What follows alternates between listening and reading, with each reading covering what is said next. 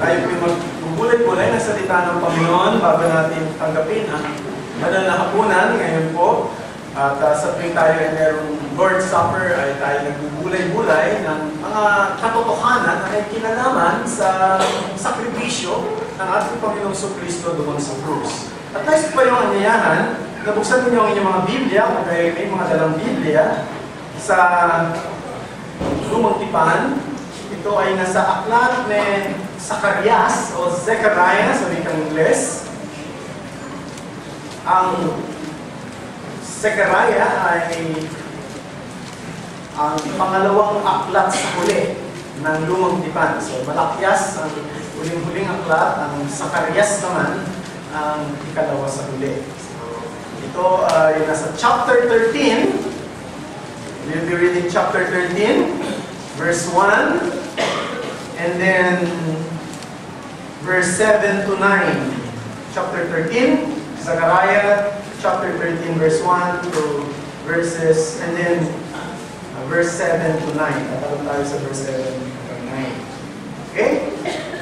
Kung hindi na pong nakita sa inyong mga Biblia, nabasahin ko po sa Tagalog na Biblia. Sa araw na iyon, ay magbubuksan ng isang bukal para sa sambahayan ni David at sa mga naninirahan sa Jerusalem para sa kasalanan at karumihan. Sa talatang 7, gumising ka o taba laban sa pastol ko at laban sa lalaking kasama ko, sabi ng Panginoon ng mga hukbo. Saktan mo ang pastol upang ang mga tupa ay mangalat at aking ipipihit ang aking kamay laban sa maliliit. At mangyayari sa buong lupain, sabi ng Panginoon, 2/3 bahagi ay aalisin at mamamatay, ngunit ang 1/3 ay maiiwan. At aking dadalhin ang 1/3 bahagi sa apoy, at sila'y dadalisanin ko na gaya ng pagdalisay sa pila, at sila'y susubukin ko na gaya ng pagsubok sa ginto. Sila'y tatawag sa aking pangalan at aking silang diringgin, aking sasabihin, sila'y bayan ko, at kanilang sasabihin, ang Panginoon ay aking Diyos. Manalangin tayo. Aming Ama, sa pagbubulay-bulay namin ng iyong mga salita, muli ay masariwa nawa sa aming mga isip ang kadakilaan ng iyong pagliligtas, ang kadakilaan ng iyong pagsubok sa inyong anak na si Jesus upang iligtas ang inyong bayan sa kasalanan. Salamat sa iyong kabutihan ito na kung saan ay ibinuhos ninyo ang inyong pong biyaya sa amin. Ibinuhos ninyo ang iyong pag-ibig sa amin. Madalas, ang tingin namin patungkol sa pag-ibig, ang tingin ng mga tao patungkol sa pag-ibig ay mababaw lamang. Mga bagay na masasaya sa kalooban, mga bagay na may kinalaman sa mga pagpapala, material, o maaaring relasyon sa kapwa-tao. Ngunit maliwanag ang iyong salita na ang iyong pag-ibig ay iyong ibinuhos sa inyong mga tao. Hindi sa mga bagay na ito, hindi sa mga bagay na panandalian at lumilipas, kundi sa pamamagitan ng iyong anak na si Jesus na nagbigay ng kanyang buhay para sa amin. At dito nyo mismong ibinuhos ang inyong ultimong pag-ibig. Isang pag-ibig na dakila.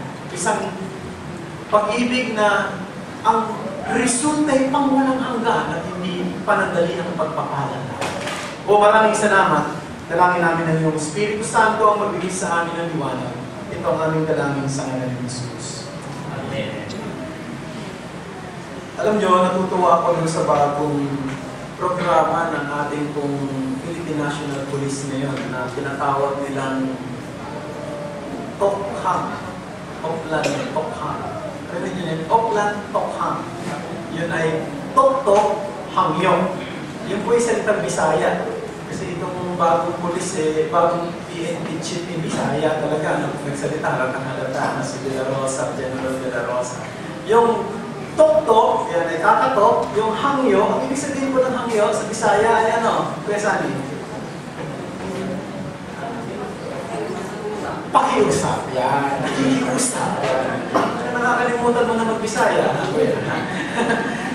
Hangyo, ibig sabihin ay pakiusap. Ang ibig sabihin, ang gagawin nila doon sa mga nakalista sa kanilang mga talaan na mga suspect na mga gumagamit ng pinagbabawal na gamot, no? At maaaring nagtutulak din, ay pupuntahan nila sa mga bahay-bahay, kakatok sila, at makikiusap na itigil na itong kanilang ginagawa na ito, at kung hindi nila itigil, ang kamay ng batas ay darating sa kanila.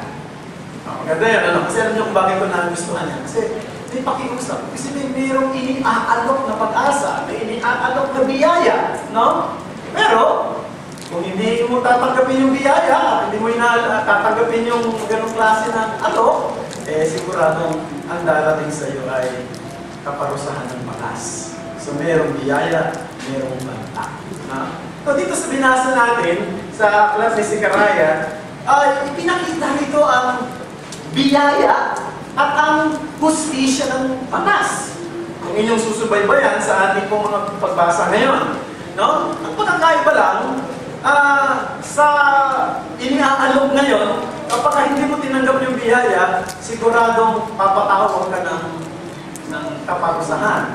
Alam nyo, ang pagkakaiba lang dito sa pagsasanib dito sa presentation ni Zacarias, no, patungkol doon sa nangyari sa krus, patungkol sa ginawa ni Jesus. Pinagsama niya o pinagsanib niya ang dalawang katotohanan ito. Ang biyaya ng Diyos at ang kanyang hustisya ay magkasama doon sa krus. Hindi magkahiwalay, kundi magkasamang ipinakita doon. Now, si Zechariah o Zacarias, kasama ni Haggai at ni Malakias o ni Malakay, ay isa sa tatlong propeta na sinugo ng Panginoon para mangaral sa mga remnant sa Buda. Yung mga remnant, ito yung mga natirang mga mamamayan sa Buda. Ito yung mga Hudyo na bumalik mula sa captivity, 70 years of captivity sa Babylon, at nakabalik sila. At sa panahon ito, medyo mahirap ang kanilang kalalagayan.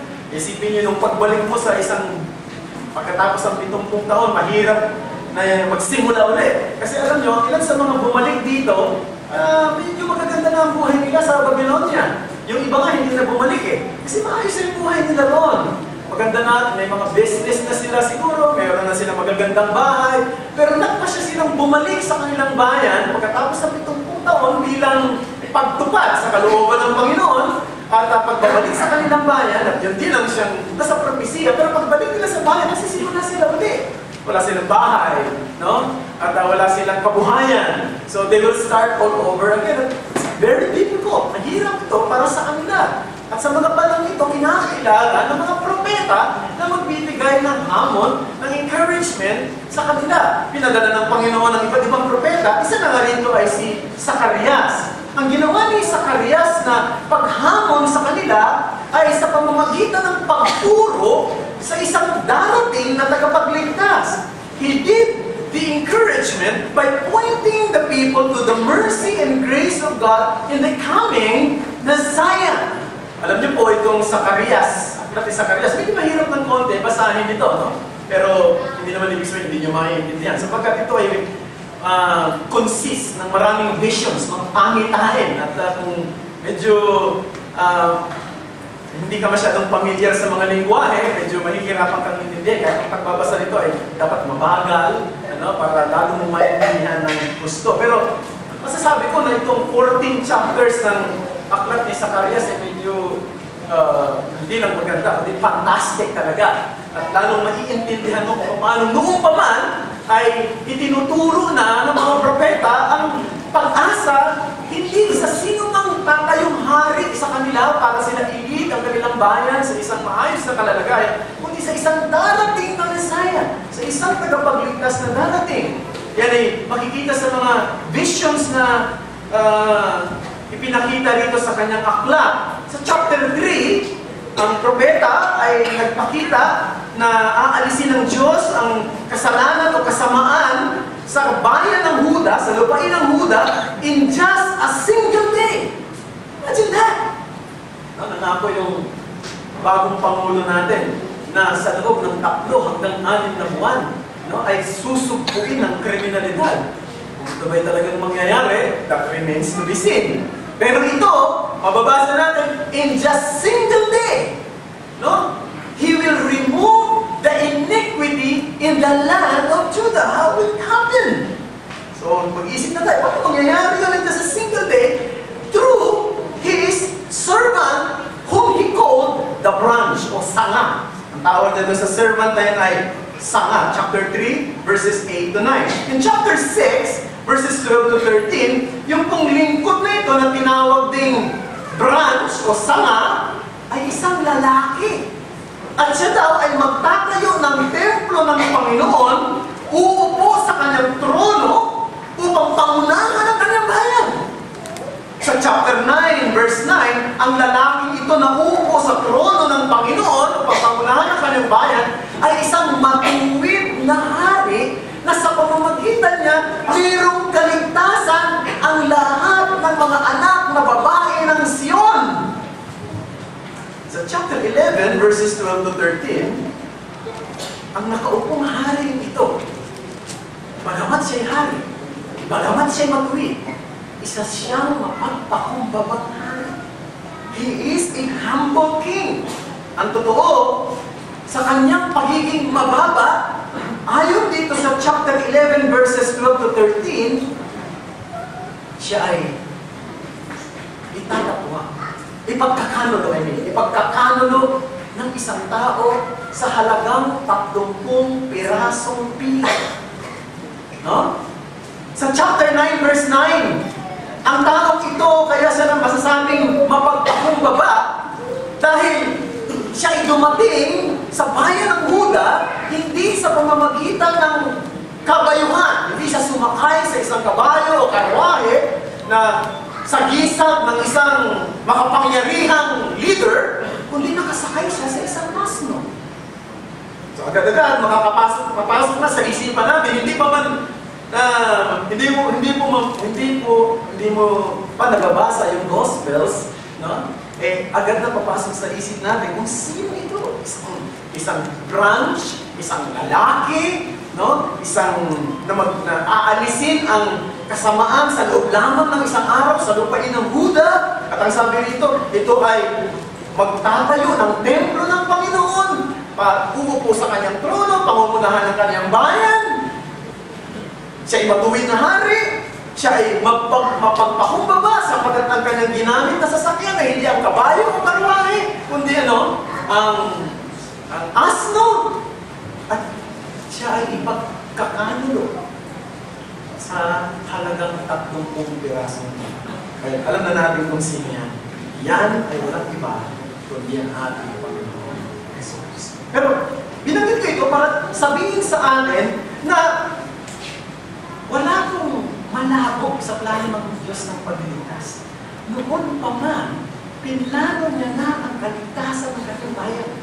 Noon pa man ay pinlano niya na. Imagine that. 500 years before the actual coming of Christ, these things is revealed, no, in the mind of the prophet Zechariah. Ito ay ipinahayag sa isipan ng propetang si Jeremias sa pamamagitan ng pamilayan. Pinlano ng Diyos ang lahat. At yun ang encouragement niya. O, nahihirapan kayo sa inyong kalalagayan para itayo ang inyong buhay ulit dito sa bayan ng Huda. Pero maraming paraan para i-encourage sila. Kasi kung magpakasipag kayo, magtsagalan kayo, no? At makakatayo uli kayo. Pero hindi. Mas mataas yung pamamaraan ni Zechariah na hamunin ang kanyang bayan para sila'y lumangas ulit. Tingnan natin ang darating. Merong pangyayari sa bayan ito. Hindi natin ito palalagpasin sa bayan ito. Na ngayon naghihirap tayo sa tingin natin. Dito sa bayan ito ay merong mangyayaring pagliligtas sapagkat ito'y pinlano ng Panginoon mula pa. This salvation must be the source of encouragement for the discouraged heart, no? The source of strength for the weak and hope for the helpless. God has planned something greater, something wonderful, something glorious for them whom God called to be His people. Merong napakadakilang plano ng Diyos sa mga taong tinatawag niyang kaniyang mga tao. At dito sa mga talata na binasa natin ngayon, we shall consider today dalawang bagay na mas makikita natin ang nakatangian ng pagliligtas ng Panginoong Diyos sa pamamagitan ng kanyang anak na si Jesus doon sa krus. Isipin nyo, mga kapatid, ko, itong Zechariah o Zacarias ay isa sa Old Testament, 500 years before the actual coming of the Son of Man, the Son of God, Jesus Christ. Ito yung sinabi niya at ito yung aktual na nangyari. Ito yung totoong nangyari nung si Kristo ay nagbigay ng kanyang buhay doon sa krus. Unang bagay na gusto ko makita natin dito ay yung pong salitang lavish grace. The lavish grace of God. Na paano natin makikita anong simbolo ng pagpapahayag ng mayaman at masaganang biyaya ng Diyos. Verse 1 ng chapter 13. Sa araw na iyon ay magbubuksan ng isang bukal para sa sambayanan ni David at sa mga naninirahan sa Jerusalem para sa kasalanan at karumihan. Yung ginamit na salita ay bukal. The Lord opened a fountain. Isang bukal ang bubuksan niya upang bigyan ng lunas ang problema ng kasalanan at kasamaan. Alam niyo, sa ibang bahagi ng banal na kasulatan, ang Diyos ay inihahalin tulad sa isang bukal, sa isang fountain. Halimbawa, Psalms chapter 36, verse 9. Sabi ron ni David, patungkol sa Diyos, for with you is the fountain of life. In your life, we see life. In you is the fountain of life. In life, we see, in your life, we see life. Jeremiah chapter 2, verse 13. Ikinumpara mismo ng Diyos sa kanyang sarili sa isang bukal ng tubig ng buhay. So, ibig sabihin, the fountain is a vivid illustration of the fullness and never-ceasing mercy and grace of God. Kaya alam niyo, ang mundo natin ay nagtataglay ng katangian ng karumihan, kasalanan at kasamaan. Kaya ang ating readings ngayon, di ba, nasa 2 Kings. Napansin niyo siguro yung patahayan doon. Napansin niyo yung mismo mga hari, pinapatay niya yung kanyang mga mahal sa buhay na magiging threat sa kanyang posisyon. Napansin niyo si Athaliah, nung malaman niya na ang kanyang anak na si Ahaziah ay patay na. Ano ginawa niya? Anak niya yun, ha? Patay niya. Ano ginawa niya? Nilipol niya ang lahat ng maaaring magmana ng trono ng kanyang anak. Pinatay niya ang mga kapatid ni Ahaziah, pinatay niya maging ang kanyang mga apo. Buti na naman, mayroong isang bata na iniligtas, sino yun? Hindi kayo nagbabasa. Si Joe Ash, di ba? Iniligtas siya ng isang tao, tinago. No? Pero nakikita niyo, patayin mo lahat ng mga, kasi gusto mo ikaw gumawa ng trono. Ang daming patayan talaga. Yung karahasan, nakikita natin sa 1 Kings, 2 Kings, minsan ay nakapangingilabot itong mga ginagawa ng tao sa pamamagitan ng kanyang masamang puso. Pero maging sa panahon natin ngayon, kitang-kita natin ang karahasan, ang kasamaan sa ating kapaligiran. Ang mga terorista ay naghahambog maging sa tagumpay na mas kiling na ginagawa nila sa mga inosenteng mga tao. Diba, nakaraang linggo lang sa Istanbul, 48 ang namatay. Mayroong dalawa yata na mga lalaki na bigla na lamang nagpaputok ng baril sa airport at naglagay ng bomba. Dami na namatay. Yesterday, 20 people were killed by the terrorist attackers in Bangladesh. Pumasok ang mga terorista roon sa isang kilalang restaurant, inostage yung mga tao roon, kasama ng ilang mga foreigners, no? Medyo sikat yung restaurant na yun. Pagkatapos, sabi, kung hindi ka makaka-recite ng Quran, paparilin ka, okay, ito-torture ka. Ang konsepto agad, kapag hindi ka naka-recite ng Quran, parang ikaw hindi Muslim. Papatayin ka. at 20 ang namatay na. Nakakalungkot, ano? Yan ay karahasan na makikita natin sa ating panahon. Kailan matitigil ito? Noon, ngayon, maaari sa darating pang panahon, kailan matitigil ang karahasan ito? Wala tayong katiyak na ito'y matitigil.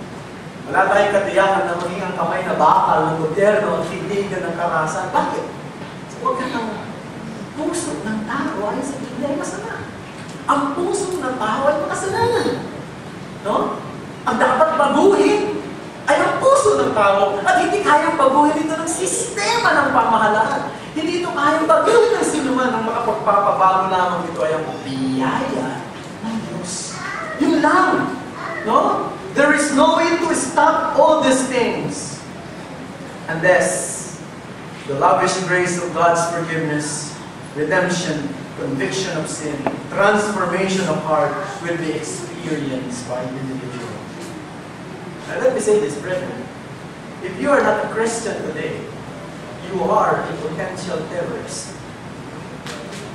If you are not a Christian today, you are a potential criminal.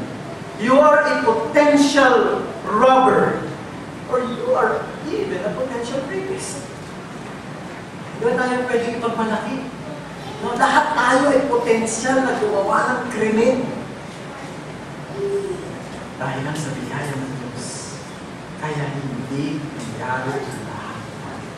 Napakayaman ang biyaya ng Panginoon. Pero ang gustong sabihin din sa atin, nung larawan na ang Diyos ay tulad sa isang fountain. No? Nagbukas siya ng isang bukal. Alam niyo, ang gustong sabihin niya yung unending, inexhaustible blessing of His grace.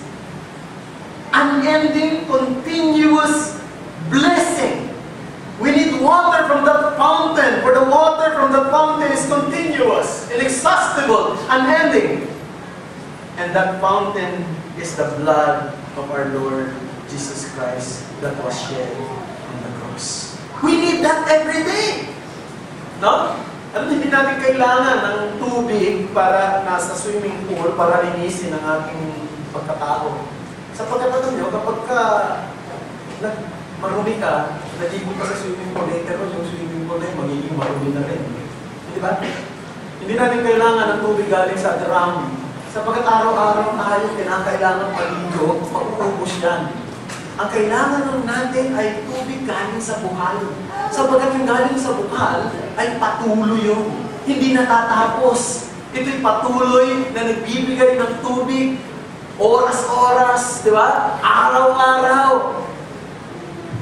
At yun ang kailangan natin. Araw-araw nagkakasala tayo. Nagkakamali tayo. Sigurado po na may mga pagkakataon na minsan sa araw na ito sana hindi tayo magkasala, nagkakamali tayo. At kailangan natin ng araw-araw na paglilinis. Kaya inihalik tulad ang biyaya ng Diyos sa isang bukal. Na araw-araw natin kailangan.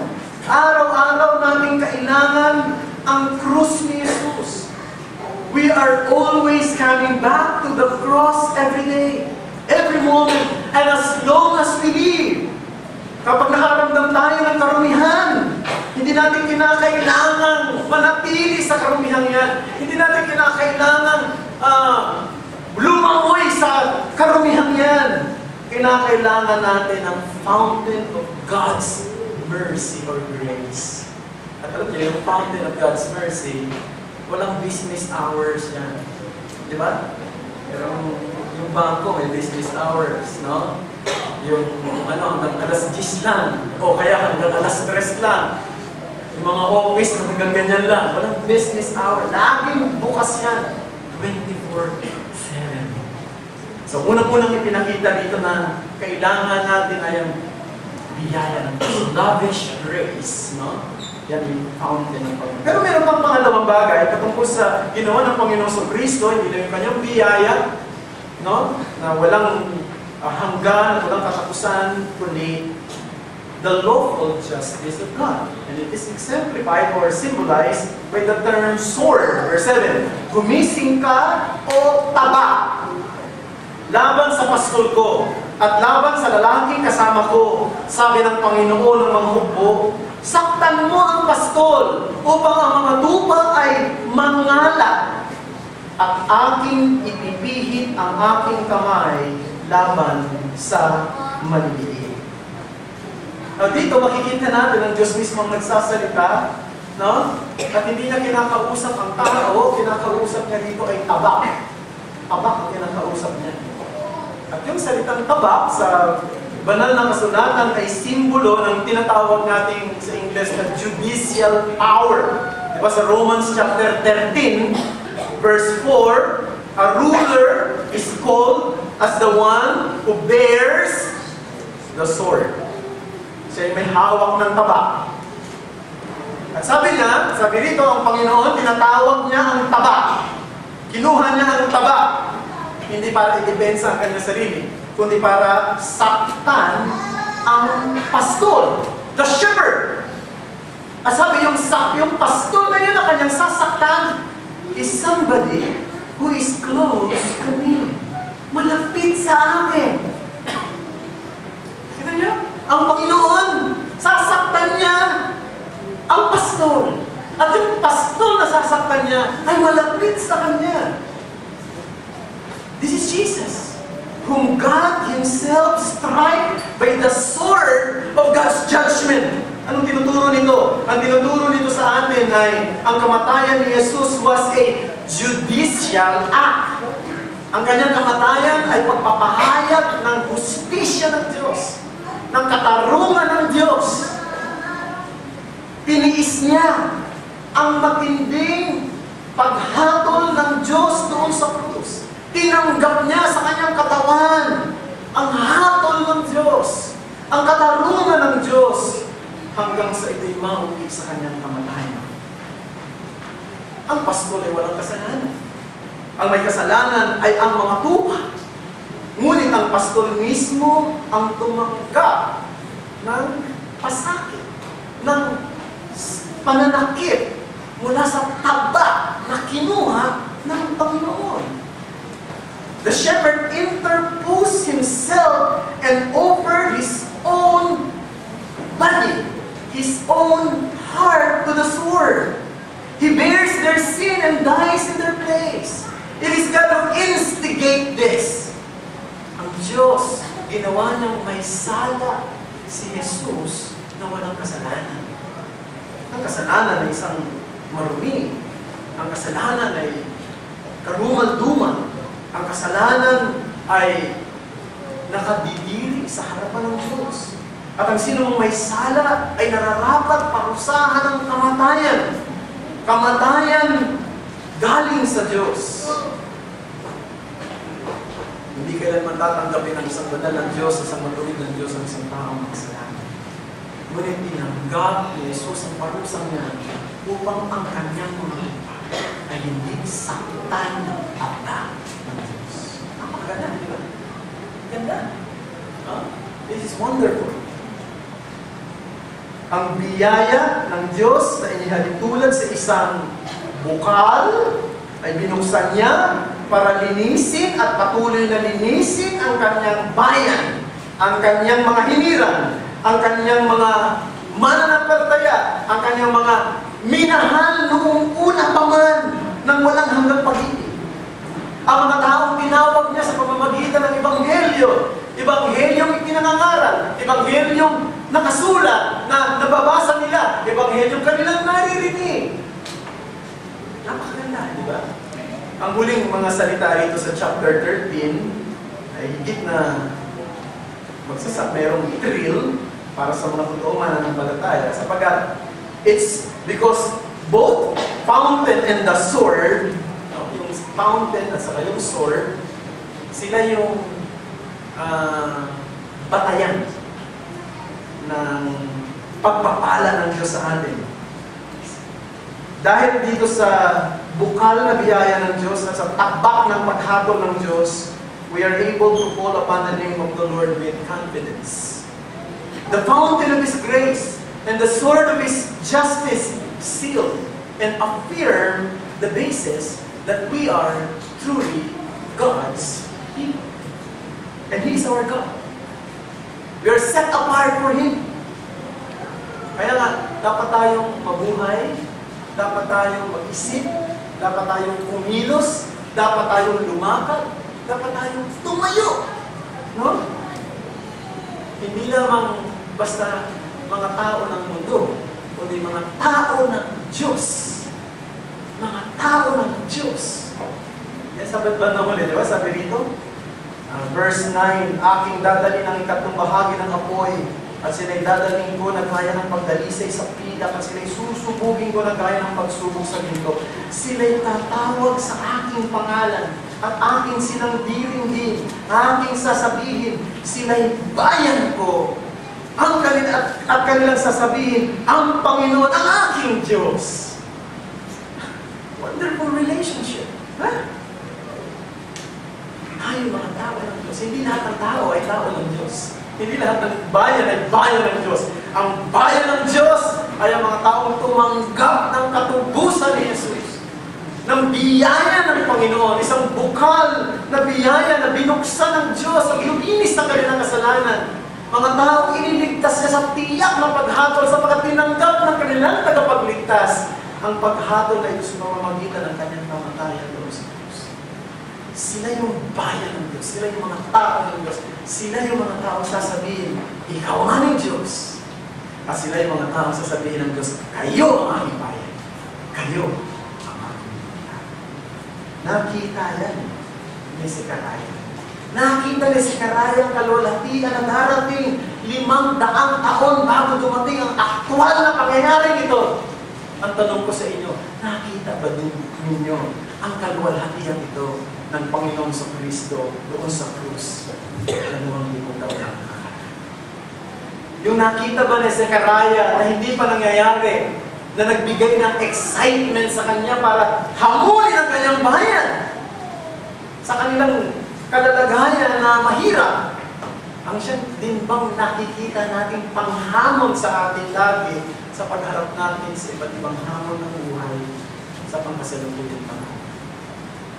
Sa tayo. Ibig sabihin, yung kung ginawa ng Panginoon sa Kristo, isang pinakamalaking hamon sa atin.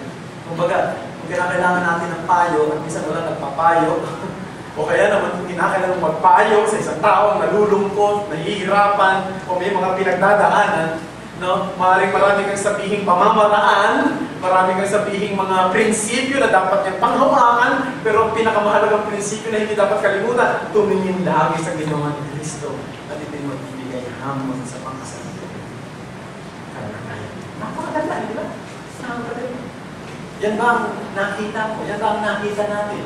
Kung hindi mo ba nakikita, baka hindi ka pa Kristiyano. Baka mayroon pa rito na hindi pa mananampalataya. Baka hindi ka pa kasama sa bayan ng Diyos. Hindi ka pa kasama sa mga tao. Pwedeng tumawag sa Kanya, ikaw ang aming Diyos. Maaaring tinatawag mo siyang Diyos, maaaring kilala mo siya, pero hindi ka pa talaga kasama sa Kanyang bayan. Wala ka pang karapatan. Ang kailangan mo lumapit kay Jesus sa daan ng pananampalataya at pagsisisi. At kung ikaw ngayon ay mananampalataya na, tulad ni Sekaraya, na pinanghamon niya ang katotohanan ito para sa kanyang nalulungkot na bayan, naghihirap na bayan ng panahon na yun. Sana'y patuloy na maging hamon sa atin ito ngayon. Sa tayo magpatuloy sa paglilingkod at pagsamba sa Kanya habang tayo'y nabubuhay. Dahil ibinigay ng Diyos ng lahat para sa atin. Dapat din natin ibigay lahat para sa atin. Tayo.